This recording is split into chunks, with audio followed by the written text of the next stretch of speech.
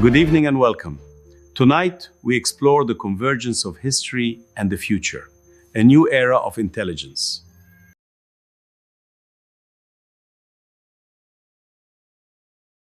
What if the very words we use, to describe our life's trials, like the hardest moments we face, or even those sudden windfalls of wealth we might stumble into, what if those words are just completely misunderstood? Right, yeah. I mean, think about it.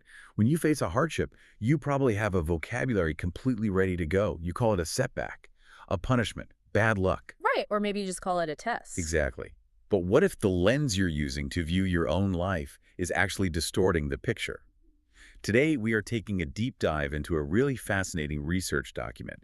It's titled Rooting the Word Fitna in the Holy Quran. And let me tell you, this is definitely not your standard academic paper. Not at all. No, it's really not.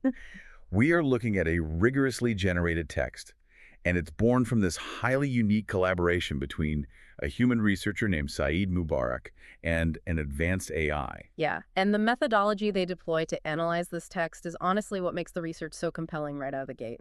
They utilize a framework they call Shattering the Flasks, or in Arabic, Tahطيم القوارير. Shattering the flasks. I love That's it. a great visual, and the entire effort, this massive intellectual undertaking, it revolves entirely around demystifying one single Arabic word, which is fitna. Fitna.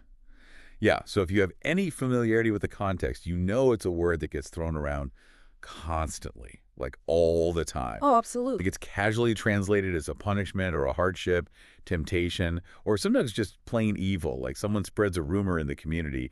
That's fitna. Right. A civil war breaks out. That's fitna too. Exactly.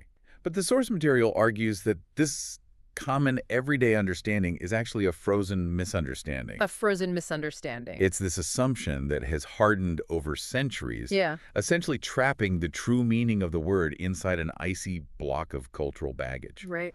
So, okay, let's unpack this, because what this researcher and this AI did is they embarked on a deeply intellectual, almost forensic journey to break that frozen understanding. They really did. They wanted to figure out what this word actually means when the text itself uses it, completely stripped of, our modern projections. Right. And before we can even begin to redefine fitna for you, the listener, we really have to look at the mechanics of how a word gets frozen in the first place. Yeah, how does that even happen? Well, and how this researcher plans to thaw it out, right?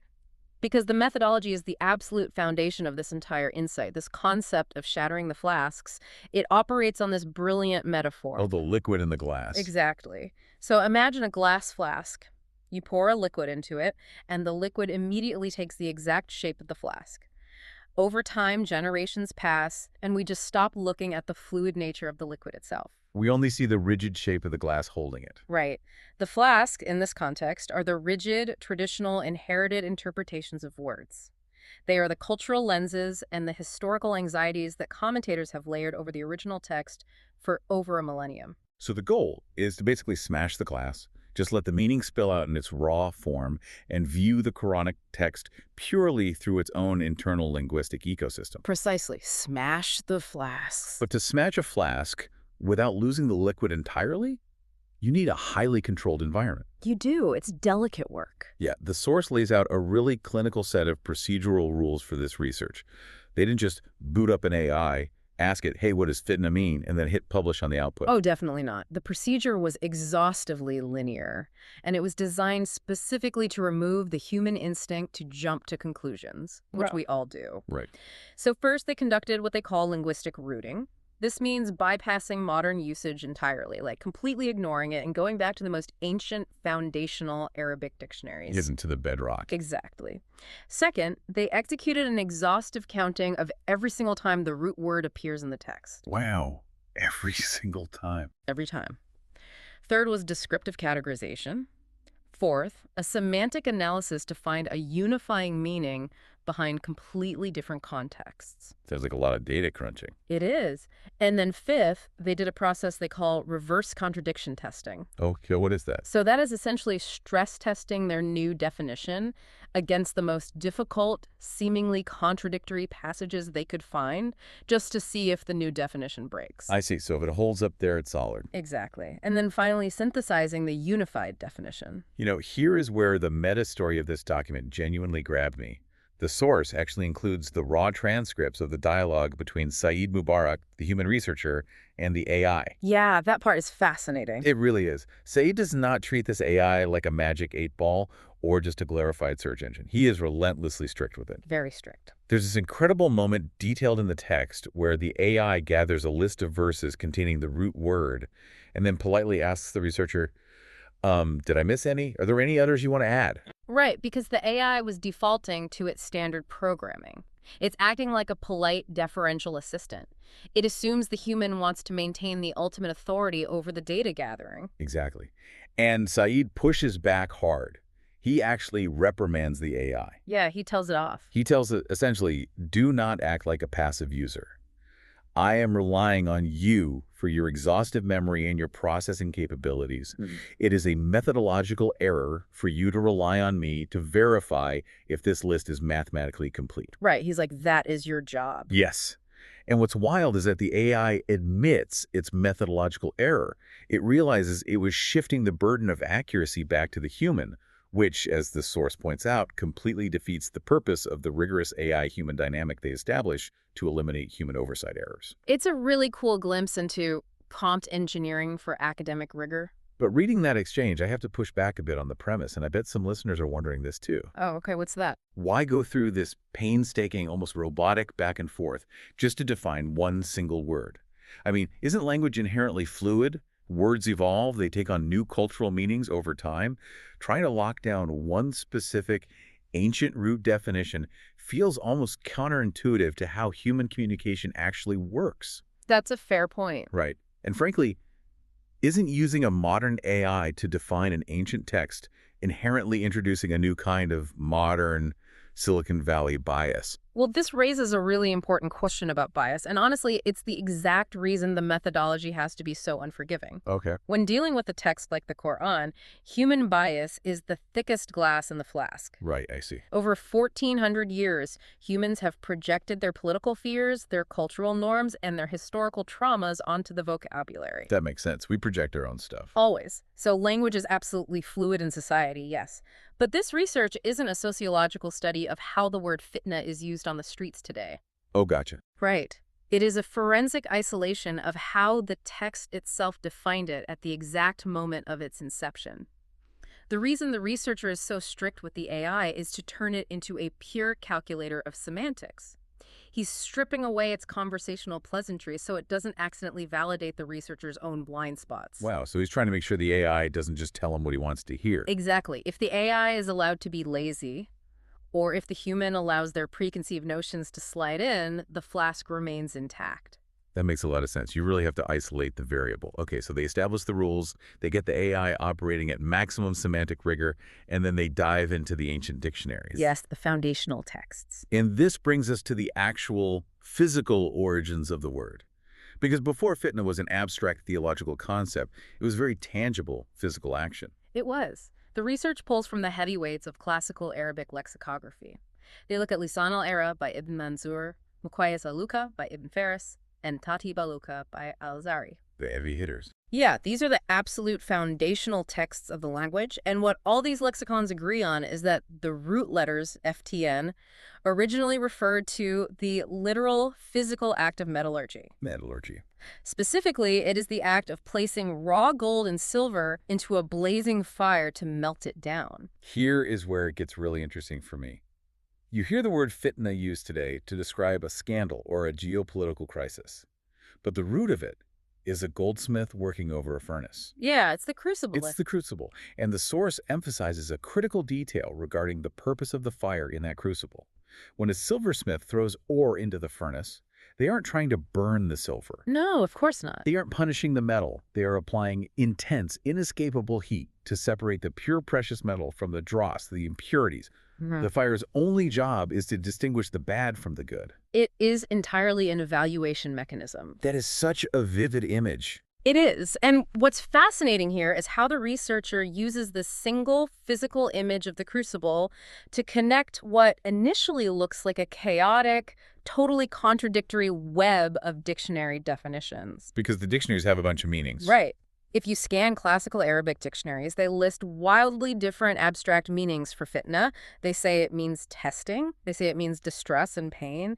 They say it means wealth. They say it means children. Wait, wealth and children? Yes. They even say it means falling deeply in love or intense admiration and, of course, literal burning. Okay, if I just read that list, pain, wealth, kids, falling in love, burning, I honestly think the language is broken. It sounds like a junk drawer of definitions. It does seem random at first glance. Yeah, how can the exact same word mean being tortured in a fire and falling deeply in love? Well, that perceived randomness is exactly the flask of misunderstanding they set out to break. The researcher and the AI synthesize all these divergent branches by demonstrating that every single one of those meanings connects directly back to that single image of the crucible. How so? Think about it. Why does it mean testing? Because the fire tests the structural integrity of the metal. Why does it mean distress? Because being submerged in fire is agonizing. Right. Why does it mean wealth or children? Because those are the raw materials, the ore, essentially, that life uses to evaluate you. Oh, wow. And why does it mean falling in love or deep admiration? Because when you are utterly consumed by admiration, your rational mind melts away just like metal in a furnace, revealing your most primal, unfiltered self. That is incredibly poetic. Isn't it? Every single definition is just a different vantage point of looking at the crucible. You know, it's very much like baking. Okay, baking, I like that. Yeah, think about it. You take raw, separate ingredients like flour, sugar, eggs. Sitting on the counter, they have potential, but you don't really know how they will interact. Right, they're just separate things. Right.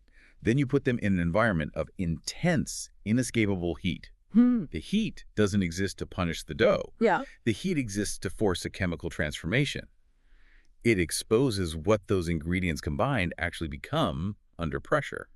The heat reveals the true nature of the materials. That is an excellent framework for it, actually.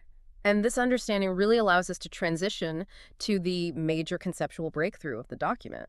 The source identifies what it calls the composite meaning. The composite meaning, or in Arabic, al-madlul al-murakab. Exactly. Because once they established that physical root of smelting metal, they had to map how that translates into the abstract psychological reality of human beings experiencing life within the text. How do you go from a literal furnace to the human experience? Well, the breakthrough is realizing that fitna is not merely an affliction. It is not just pain, tragedy, or hardship. Okay. And conversely, it is not merely a test in the sense of a sterile pop quiz designed to check a box. It is unequivocally the combination of both elements operating simultaneously.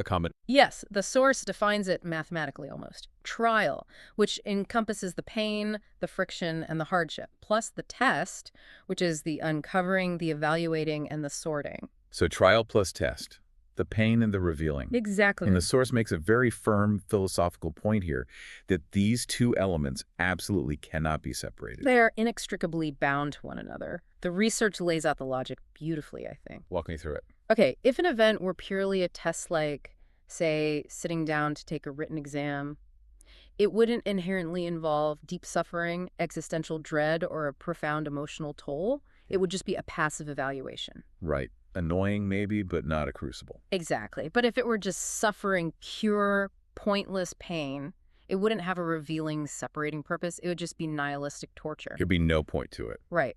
Fitna demands both. It is an environment of applied pressure and friction specifically designed to extract the absolute truth of your internal character. Let me just pause here for a second, because I really want to frame this for you, the listener, because this is a massive paradigm shift. It really is. According to this text's internal logic, when someone is going through a fitna, when they are in the darkest, most agonizing chapter of their life, it is never just random, chaotic bad luck. No. There is an active, deliberate sorting process occurring within the pain. That is precisely the argument the text is making. Wow. If we connect this to the bigger picture of how human beings process suffering, this offers a profound psychological reorientation. It completely reframes the architecture of human hardship. In what way? Well, the source points out a fundamental flaw in human nature. If fitna was understood merely as a trial, our focus would remain entirely on the pain. The only question a person would ask is, why does this hurt? When will it stop? Which is usually what we ask. Exactly. But because the meaning is strictly composite trial plus test, the psychological focus must shift to what the pain is revealing.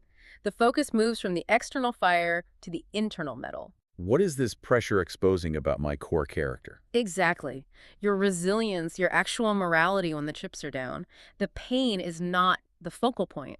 The purity of the material left behind after the fire is the focal point. That is incredibly empowering. But honestly, it's also pretty terrifying. Oh, absolutely. It implies you're not just a victim surviving an event. You are actively being categorized by your own internal reactions to it. Yes. So, having defined this incredibly dense composite concept, the researcher and the AI then move to map out exactly how this crucible operates across the specific text. Right. Moving from the abstract theory to the raw data, they pulled 34 distinct occurrences of the root FTN in the analyzed text. 34 times. Yeah, and rather than just listing them chronologically, they analyze how this composite meaning holds up under wildly different contextual pressures. And they highlight a foundational concept early on that really sets the stakes for the whole discussion. The text poses a rhetorical question, basically saying, do people actually think they will be left alone to simply say, we believe, or we are good people, without being thrown into the crucible? Right, without being subjected to a fitna. Exactly. The passage continues by stating that the divine mechanism will surely make evident those who are truthful in their claims and those who are liars. That concept is the absolute anchor for the researcher's argument regarding the fundamental necessity of fitna. It establishes a universal rule. A universal rule. Yes, claiming to have faith, claiming to be highly moral, or claiming to be a patient person is treated as an entirely empty hypothesis until it is exposed to the fire. Wow. So talk is cheap. Talk is completely cheap. The text is stating that the crucible is not an aberration. It is a mandatory mechanism of existence. You cannot know the strength of a bridge until you drive heavy trucks over it. I love that bridge analogy.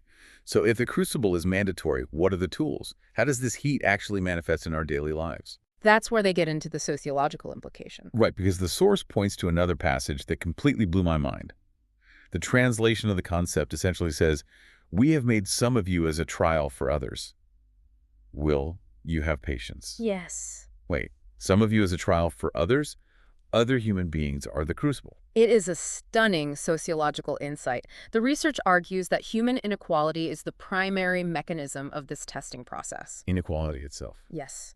The friction points between people are the fire. Differences in financial wealth, disparities in political power, variations in physical health, and even gaps in understanding and intellect. Right. These are all deliberately designed inequalities meant to generate heat.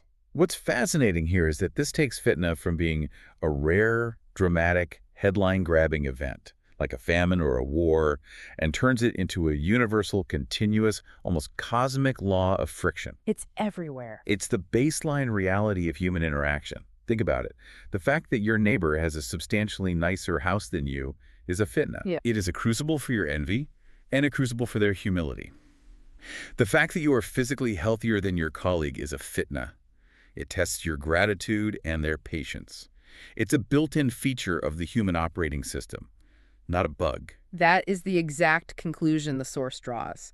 And to further prove that the crucible isn't just about obvious pain or disaster, the researcher and the AI categorize these occurrences into specific domains of human experience. Right, the 7 domains. Yeah, and they intentionally start with the ones that shatter our baseline assumptions the most. Let's dive into that first domain, which revolves around wealth and children.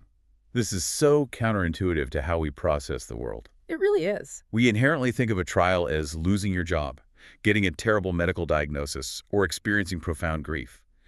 But the text explicitly categorizes having wealth and having children as a fitna. They are a crucible. It forces the reader to pause and ask, how on earth are profound blessings functioning as a trial? The research explains that the test here is one of stewardship and ego. When you are handed wealth, how do you deploy it? Does it make you generous and empathetic, or does it make you arrogant, isolated, and protective? It changes people. It does. And when you have children, how do you raise them? Do you instill moral fiber, or do you view them as extensions of your own ego, letting them become entitled and corrupt? Right. And we must remember the composite meaning we defined earlier. A fitna must involve pain or hardship. But where is the pain in being rich and having a family? I mean, people strive their whole lives for that. The hardship in this domain isn't physical suffering. It is the immense, invisible psychological pressure. It is the paranoia of losing the wealth, the crushing anxiety of keeping a child safe, the subtle creep of greed that wealth inevitably generates in the human heart. That internal silent friction is a blazing fire. Think about getting a massive, life-changing promotion at work. You get the corner office, the massive salary bump, the stock options. A dream come true. Right. Everyone congratulates you. Society tells you that you have won the game. It feels like a pure, unadulterated blessing. But according to this framework, that promotion is actually a high-pressure cooker. Oh, totally. It is actively testing your moral framework. Will you start treating your subordinates like they are less human than you? Will you begin cutting ethical corners just to maintain your new, elevated lifestyle? The wealth itself is the fire testing your integrity. It fundamentally removes the excuse of desperation. What do you mean? Well, when a person is impoverished and they skeal, a sociologist could argue it was the environment. It was pure desperation. Right, they had no choice. But when a person is obscenely wealthy and they engage in fraud or cheat their employees, the crucible has burned away the excuse of desperation. It reveals the raw, unvarnished character underneath. The wealth proved that the corruption was internal, not external. Wow, that is a sharp observation. And this naturally leads into the domain of faith and belief. This aligns more with the traditional understanding of a test maintaining one's moral or spiritual compass when intense external pressure is applied by society to abandon it. Right, standing your ground. But then the research takes a sharp turn into deep psychological territory. They explore a domain focused on delusion and gradual entrapment. Oh, this part is brilliant. The analysis here is chilling. It explores passages detailing how wrongdoers, tyrants, or just deeply corrupt individuals are sometimes given more time, more power, and more unchecked success. And the text defines this continued success as a fitna. The underlying concept here is istidraj, which translates to a gradual leading on or a step-by-step entrapment. It's a trap. Yes.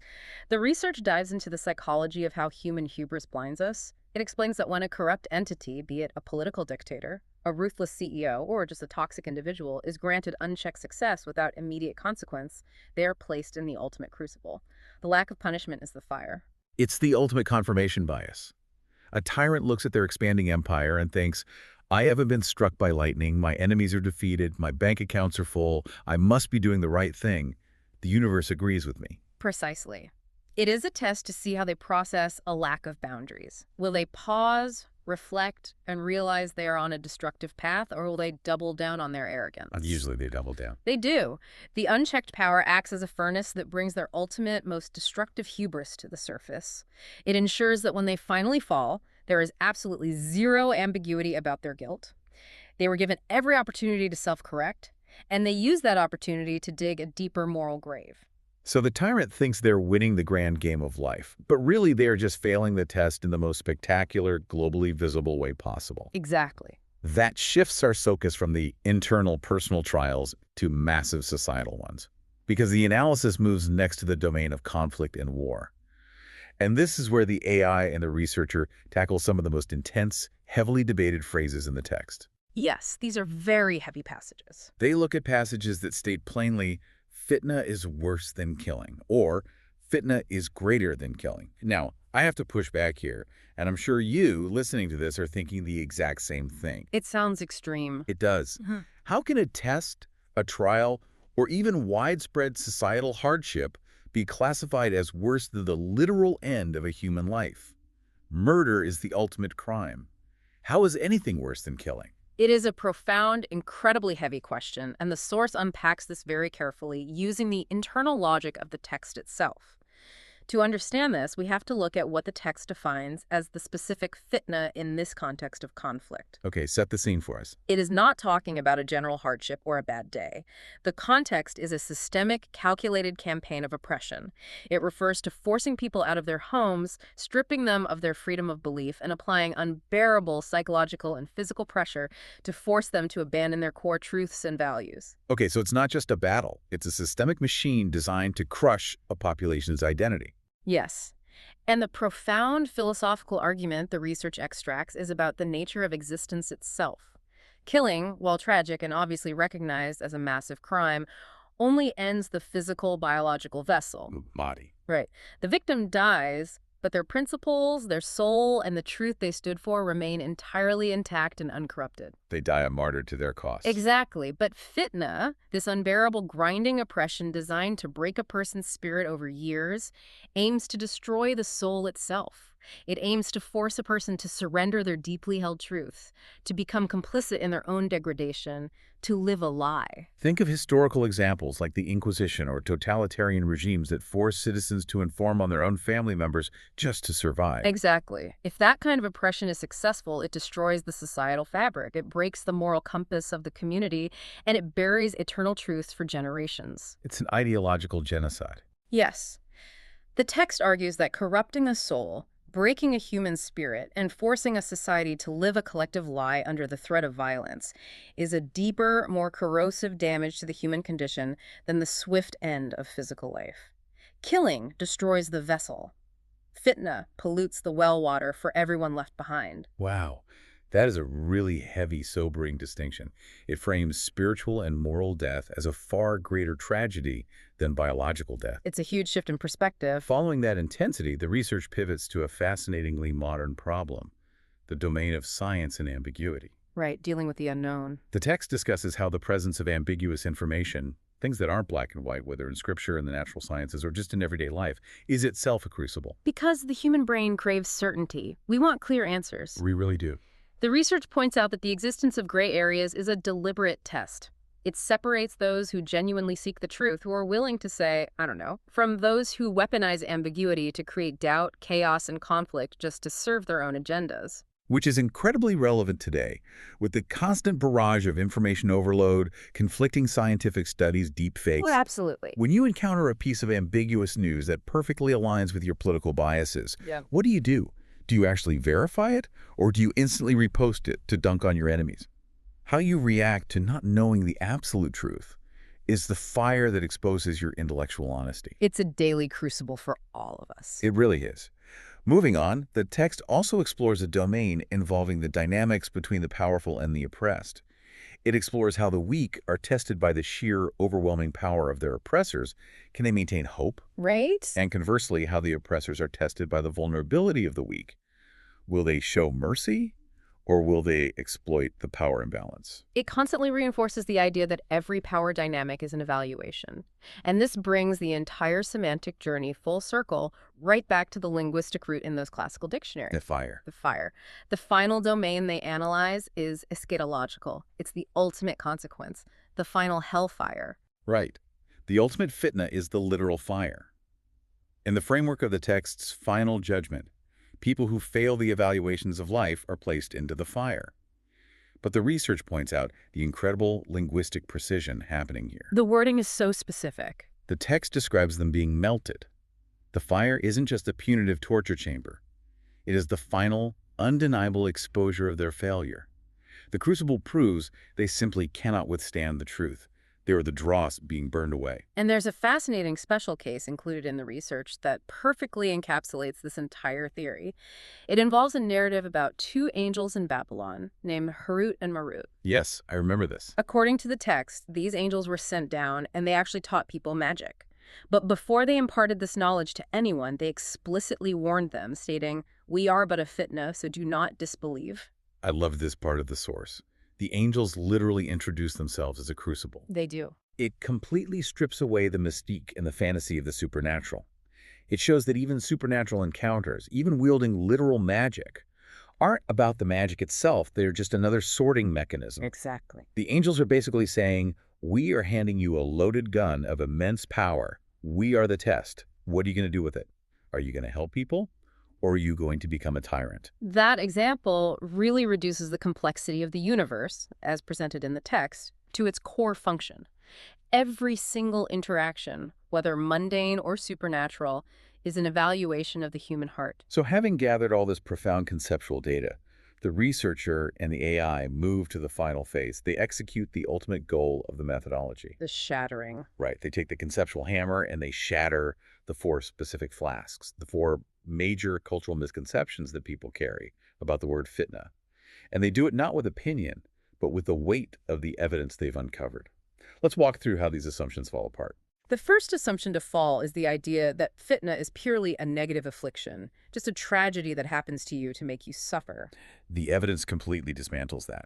It is a purifying process. It can happen through things we perceive as wonderful, like sudden wealth, raising children, or achieving power. And its ultimate goal is the positive validation of the truthful. It's about revealing the purity of the goals, not just causing pain to the ore. The second assumption to break is the idea that the dictionary meanings of the word like burning, testing, wealth, madness, love are just random, disconnected definitions you have to memorize without any logical thread. The research shows they are all beautifully and tightly bound together by that single striking image of the crucible, the gold in the fire. Every single definition points back to the singular goal of exposing what is hidden inside the human heart. It's a unified theory of the word. It is.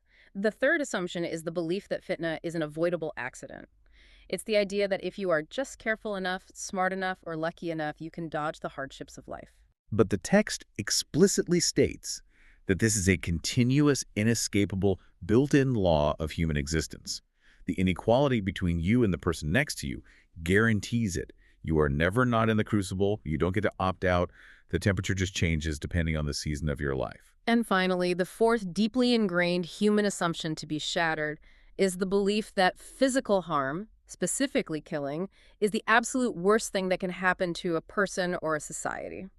The text argues that the systemic crushing of a soul, the forced abandonment of truth, and the moral corruption of a society under oppression is far worse, because the spiritual and societal destruction far outlasts the physical death of the individual. If we connect this to the bigger picture, the final synthesized definition provided by Said Mobarak and the AI is breathtaking in its philosophical scope. It really is a massive reframing. Fitna is a divine law that transforms the various aspects of human existence. Our wealth, our poverty, our health, our sickness, our interactions with the powerful and the weak into a combined trial and test. Trial and test. Right. Its singular purpose is to distinguish the pure from the impure, to expose the reality of what we hold inside.